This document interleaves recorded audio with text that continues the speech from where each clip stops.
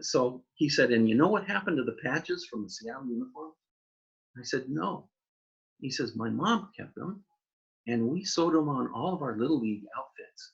So we were the pilots on a back lot field in 1970 in Milwaukee.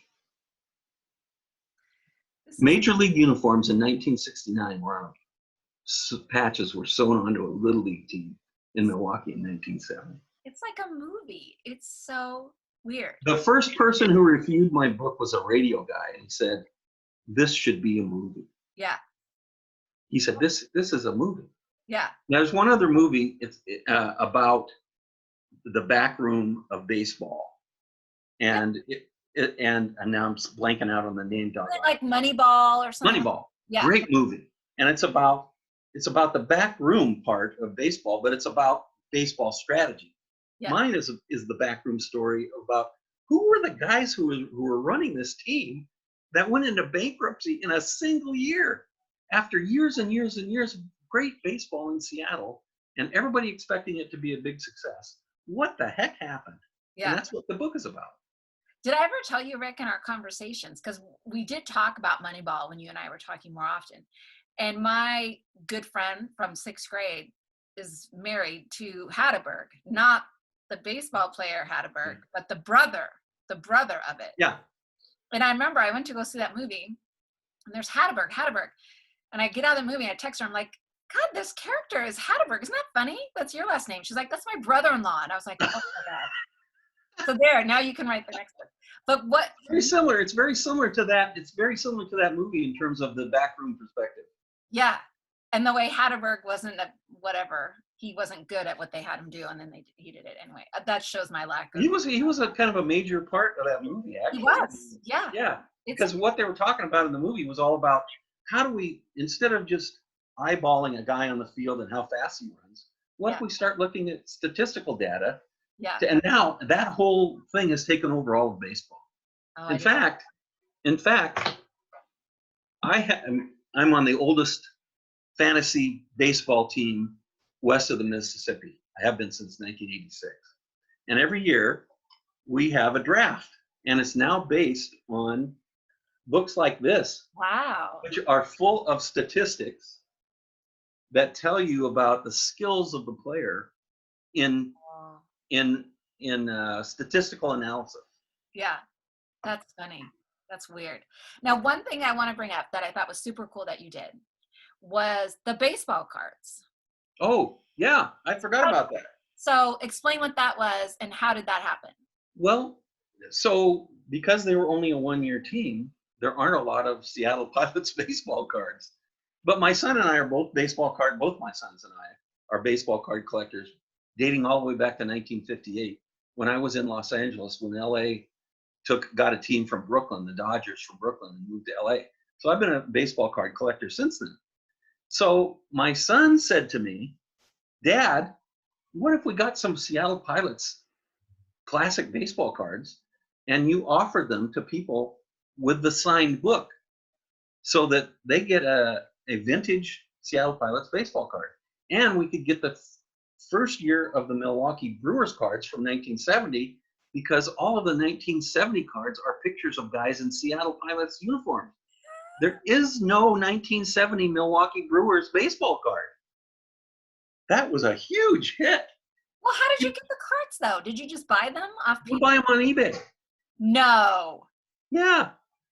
Well, how much did that cost you? And then you marked them up when you were selling them? No, we gave them away. We gave them away for free. We could get them for 50 cents a card, most of them. Oh my gosh. So you paid 50 cents. And how many did you get? Because there was a lot. Well, we sold 800 signed books.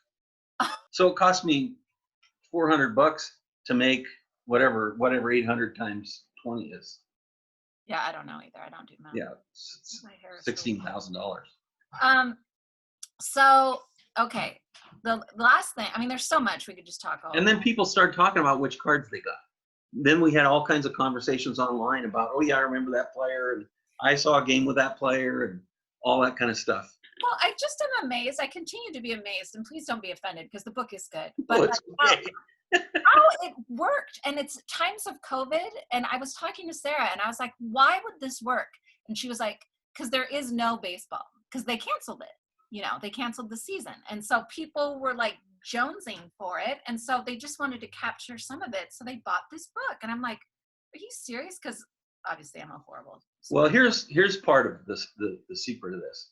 Yeah. The reason I rushed to do this book, because it was the 50th anniversary Right. of the team moving to Milwaukee.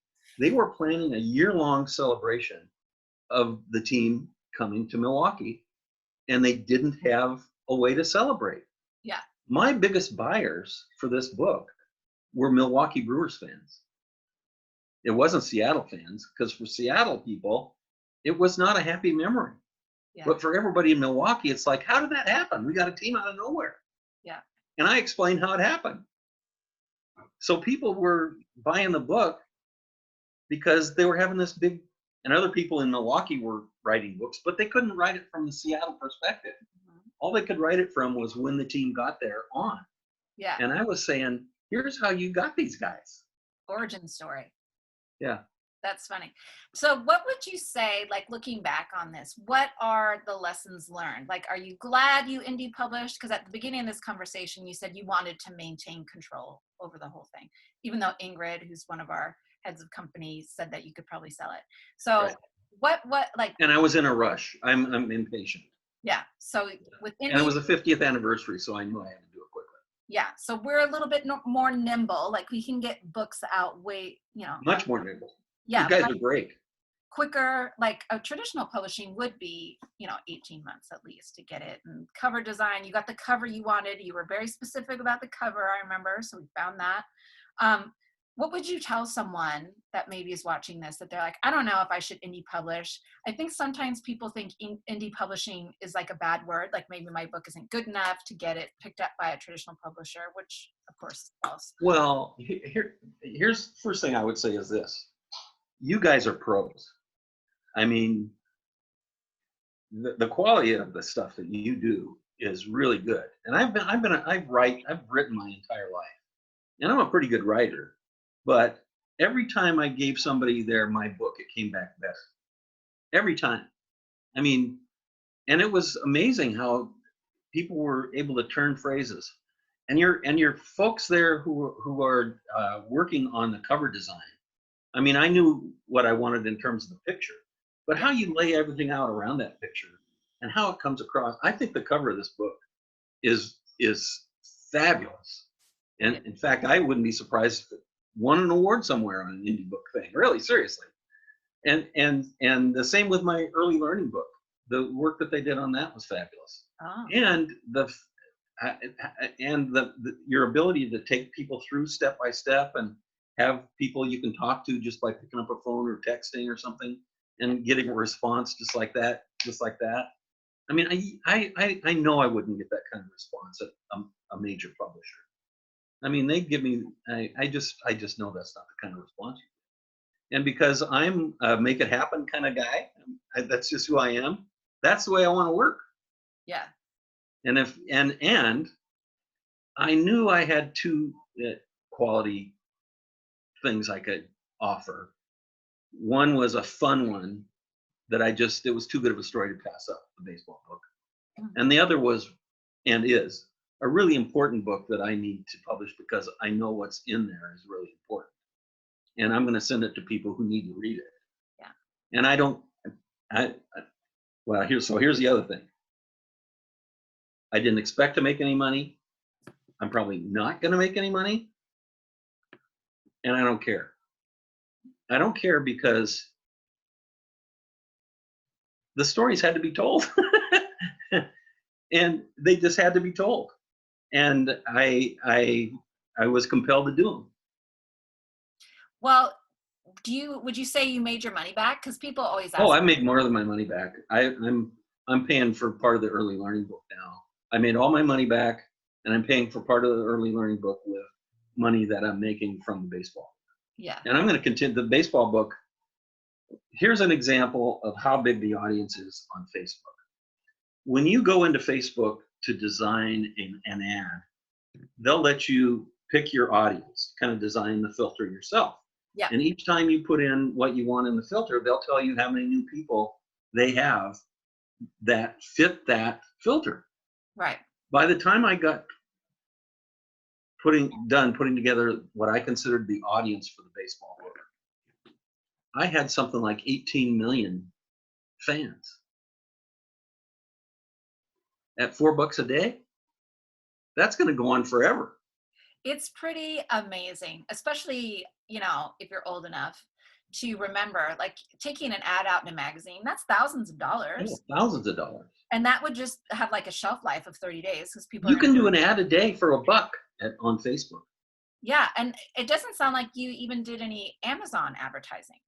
Well, we did do placement ads when we first released the book. You can do an ad with Amazon that boosts where they place your book when somebody types in baseball, for instance. Right. If they type in baseball book, we had our baseball book up front for about a month or two. Yeah. Just because we knew we were doing Facebook ads and people were going to go to Amazon, and also people go to Amazon on their own for baseball books or whatever. Yeah. So there's a way to do that. But all the money that we were making from selling these signed books was paying for all that advertising. Everything we're doing is paid for by other stuff we did, and especially the signed books. Now, I'm not going to be able to do that with the early learning book. Yeah. Well, I know that. So people That's don't. different audience, obviously. Yeah, very different audience. Yeah. Yeah, very different audience, and a different subject matter and everything else. Yeah. And so we're going to have to. I'm already struggling to figure out, because I really want parents to read that early learning book, and I'm still. My son and I are going to have to figure out some filters and do some experimentation with how do we reach those people, and can we prompt them to buy. Okay. And I don't want to lose money, and I don't think No. people who have good books aren't going to lose money if they. Oh, I also used eBay, by the way. Oh, Here- yeah. Oh my gosh. Just click on eBay. I'm so glad you brought that up because Yeah, eBay, you can put ads for your book on eBay, but only what I did, I knew they wouldn't let me say go to Amazon and buy a book. No. So what I did was I advertised put on an ad for free. The ads pretty much are free. And I list my book, but I list it as a signed book, not expecting to sell any signed books on eBay. But then I put a link, but I didn't put a link. They won't let you put a link. But no, but below it, I say, yeah. If you don't want a signed book, you can also go to Amazon or Barnes and Noble or buy from your independent bookstore. So I've got hundreds of people who are seeing those ads. None of them are buying the signed books. They go to the Amazon and buy the book, the unsigned book. But how do you know that? Is there some kind of tracking that you're able to tell? It tells you how many views you have. Oh, on the eBay listing. On the eBay listing. So it'll be like I've had for the book, and I did one. Here's the trick. You can make one ad and go to several different categories in that ad, but they charge you for that. Or you can do separate ads in each of those categories. So I did an ad for Milwaukee Brewer fans. I did an ad for Seattle Pilot fans. I did an ad for Ball 4 fans. I did an ad and you just set them there, and they're free, and you can run them, and you have to do it buy it now. You don't want to do an auction. You do it buy it now. Yeah. And they just sit there. And anybody who is interested in baseball comes on, and there's your baseball book. So no one goes to eBay to buy a book unless you're looking for like first edition, blah, blah, blah. So So here's what I did. You also have filters on eBay. So I didn't put I'll use my early learning book as an example. Okay. On the early learning book, I put parenting in the ad. So anybody who goes to parenting and children's clothes for toddlers sees my book. And for the baseball book, I put 1969 Seattle Pilots, Ball 4, Jim Bouton. So anybody who does anything about Ball 4 or Jim Bouton or the Seattle Pilots, my ad pops up. And it's free. I cannot believe this dark magic that you've engaged in. It's so bizarre so you're not. It's been sitting there all year long. You're not really selling books from eBay, but you're directing them. Yes. And I advertise as if I'm selling them, I don't expect them to buy Oh a my book on God. eBay. This is, The visibility is, I mean, I've had hundreds and hundreds of viewers of that book. And I know that there are people who don't want to buy a signed book for whatever price I've got it listed at now. yeah, that you jacked it up to. Yeah, now that I've jacked it up, but they will go to Amazon to see if they can get it for cheaper. Oh my God. And then let's for a second, this conversation is going on forever. You have quite a few reader reviews too. Uh, yeah, great. I'm glad you mentioned that. Yeah. Everybody who came back after they got the signed books, and these are people who were great baseball fans, who were really interested in learning about the backroom stuff. Yeah. And they came back and they said, I just read this book. It's a great book. Remember I said, everybody who said something about the book, I always got back to them. I got back to them and I said On this. social media, Yeah. yeah. So they leave a comment on Facebook. Just read this book. It's great. Thanks. And so I get back to them and I said, I've talked, and this is true. I talked to the people at Girl Friday Productions, and they told me that that reviews by early readers of a book are very powerful. Or your review as an early reader would be very powerful. That's how I put it. So that their review would be very powerful. Would you mind leaving a review on Amazon? And they would always write back and say, well, sure, because I just told them how powerful they were going to be. But you didn't bribe them with anything with the business No, card. You just said, "Can you do this out of the kindness of your heart?" no, I said, thanks. I said, thanks for the nice comment. Would you mind? Because I've been told that your review as an early reader is very powerful. I'm telling them they're powerful. And they go, sure. And then they leave a review. And it's a 5-star review because we just had a conversation about it. Oh my gosh. I I don't know what to think of you. I mean, I'm in awe of you and what you've done with your book and your son. It's truly, I think about you all the time. I think that your book has really been such a success, not only sales speaking, but the way it's touched people, which that's when I talk to people and I ask them about their sales goals, or their success goals rather, which is how we start our first conversations. I just love when people say, I just want people to know about it, or I just want to share the story or something like that's so amazing. So it feels like you've had the monetary success, you've had that feel good success. People rallied around it, especially in these times, Yeah. these unprecedented times. Yeah, Everyone right. says that around baseball, and that it's funded your further passions, which is the cookbook and then the parenting book. I just I am just so thrilled to even be involved in this project. It Well, I was, couldn't have done it without you guys. You guys were fantastic. I mean, I'd recommend you anywhere. I mean, the instant feedback, the great personal relationships. I mean, like I have personal, my relationship with Sarah is kind of like this conversation too. yeah, I mean, we're kind of friends. I mean, and we talk about things not like you and I had a pre-conversation before this thing got yeah, uh, on, on tape, yeah, and it was a fun conversation. So it feels like I'm dealing with people who care as much about my book as I do, and share a lot of the same values and things like that. So yeah, it's been the whole experience has been far, far, far beyond my expectations. I mean, I'm not a little realism. It's difficult as a writer to yes, go through all the steps of publishing just because it's like, God, I've already read this book 25 times. yeah, Now I have to go back and I have to do this. And now I have to go back and I have to make sure all my references are right. And now I have to go back and correct this reference because it was wrong. And now I have to do this, now I have to do that. But those are things that first you go, oh God, I need to catch my breath. And so you take a couple days to think about it. And yeah, then you go, okay, I'm going to spend a day and I'm going to get this all done. I'm just going to do it because I want this to get done. yeah. Well, I think as an indie author, writing a book is hard enough, but you want it to be as published as possible, or Yeah. polished rather. As Yeah. And that's a great word. yeah, My book is so much more polished books because we're done with manuscript on the early line. Both of them are far more polished now than when I stuck it into the system. Right. to work with you guys. And you got some real pros. I already said that, but they are really good. I'm so glad. Yeah. Though our copy editors and developmental editors and stuff like that, I'm amazed at that too, Rick. I've actually never heard a bad thing. Maybe one client that I've worked with in 4 years said, "Oh, I didn't care for their edits." Most people are like, "My gosh, that was so great that that person pointed it out," or whatever. It's so important.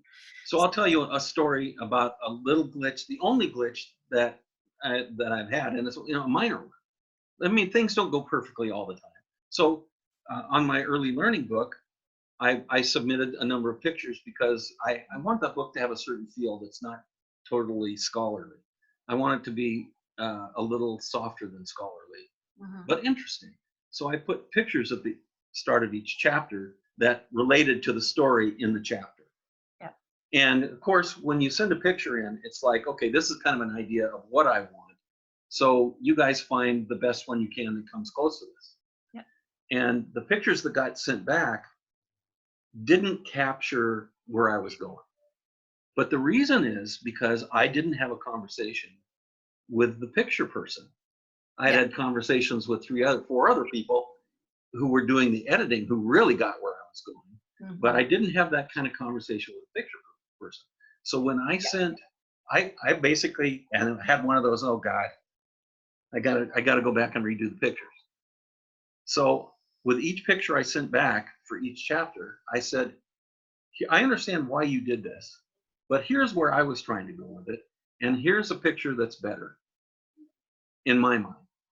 And we're going to go with that or something close to it. Oh my God. But but the feedback has all been positive. And in this case, Sarah said to me, okay, we, the feedback you gave us was great. It helps us understand better what we're looking for. And if we can't find this exact picture or it's too costly, Yeah. we'll see if we can come closer. Yeah. And so that's the kind of relationship that's developed. It's not never been negative, Yeah. even though there were some glitches we had to work through. Well, and that's true. What's nice about what I think in working with Girl Friday is that you can take our advice or not. Like we can say, well, we think you should do this, and be like, too bad. Like, I want it to look like that. I'd say about 80% of the time I took your advice. Yeah. 20% of the time I didn't. Mhm. But if I didn't, I said why. Yeah. I said, here's the point I'm trying to get with this. And the change that you've suggested takes us away from that a little bit. So let's go back and use what I suggested. But that was only about 20% of the time. The other 80% of the time was like, yeah, that's a great change. Yeah. And it's a great change because it says better what I thought I was trying to say. Mhm. Yeah. Well, Rick, I mean, I don't even know what to make of you. You're just so, I'm so excited about your success. Everybody said that about me for about 70 years now. And it's not always been positive. But I mean, it's just such an amazing story. Like you said, everything, you're just like, what? Like, how is that even a thing? Like, There's about 20 more stories to the baseball book exactly like that ugh, when I started talking to people. I mean, it was one thing after another. I yeah. mean, I'm going to give you this story too. So one guy, there's a story in the book about Lou Piniella, Right. who's famous for his temper Yeah. and how he kicked over I was telling about why Lou was a Seattle pilot. He was he Oh, was yeah. he was a ball player on the Pilots who got traded on April Fool's Day and turned into the Rookie of the Year for Kansas City. It was another mistake on the part of the ball team. Well, the reason he got traded is because he didn't get along with the manager or the general manager because he was so intense and the manager in particular was a laid back guy. So he got traded. And to show the contrast, I talked about Lou kicking over as a manager in the Mariners clubhouse a table with food on it, and the food went all over the clubhouse. And a Sterno can started a fire in the clubhouse. So I told this story in the book, and I got contacted by on Facebook by the guy who set the food on the table. He was the clubhouse guy. He said, "I just read your book. I'm so glad you got that story in the book because I was the guy who put the stuff on the table. And that's exactly what happened." you described it perfectly. And I thought, wow, that's to get that kind of feedback from somebody who's reading your book. That lived it. Yeah. Yeah, it's just tremendous. Rick, it's so great. I thank you for your time today. This is way longer than the 10 minutes I told I you. know. I'm sorry. No, it's fine. I'll put a little disclaimer at the beginning of Yeah. this. Get a sandwich. This is going to be a long conversation. Take a bathroom break before you even start. But thank you so much. And everybody check out the book, Inside Pitch. It's so great. And I look forward to hopefully working with you again and again over the years. And hopefully we can get together for that drink, you and me and Sarah. Oh yeah, that we're going to do that. That's a given. Yeah. I'll probably be about 3/4 of the way through my cookbook by then. Oh, good. Then we'll like test the recipes and stuff. Well, in fact, I had that as part of the idea that when everybody's down, we're Yeah. gonna because I cook on the spot and then serve wine. My brother and I own wine shops, so we have wine tasting to complement each portion of the meal that I cook on the spot. I mean, of course you own wine shops. Like what else? Like you're a big No, dog he owns parlor. them now. I was the money. He was the wine guy. I didn't like the arrangement. Oh my gosh. Right. Well, I really long for the day and hopefully it comes soon. So thank you. Yeah, I think this summer we'll probably get it. We'll probably do that this summer. I hope. Yeah, right on. Thank All you so right. much. Thank you, Georgie.